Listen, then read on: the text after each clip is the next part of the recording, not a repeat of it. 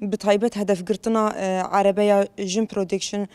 یان jî em bibêjin hedefgirtina Haval Gulîstan û Hêro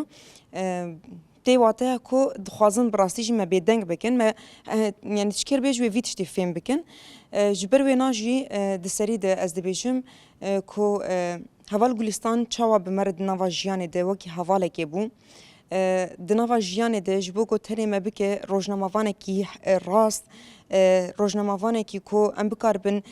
bi rastiya heyî bibin dengê gelê xwe bi taybet li rojava em behsa wê dikin ku em di nava şoreşê de mezin bûn yanî em zarokê vê şoreşê bi rastî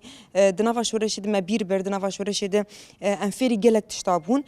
ji ber wê na jî Haval Gulîstan yanî ji destpêka ku ez bibêjim wekî xebatkarekê ez hatim vê saziyê min de vê saziyê dest bi kar û xebat kir bi rastî jî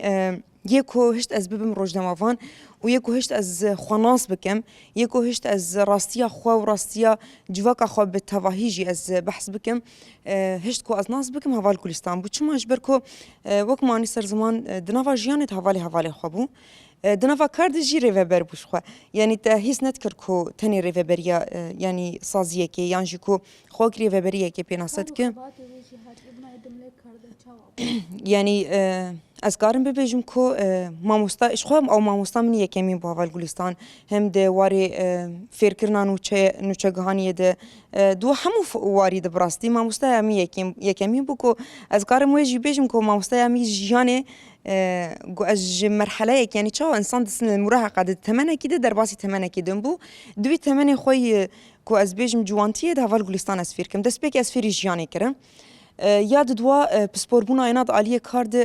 gotin nayê ser û şîrova wê jî tune çima ji ber ku rêbazekî wê hebû insan qaneh dikirin niha di nava sîstemê rejîmê de dema ku mamoste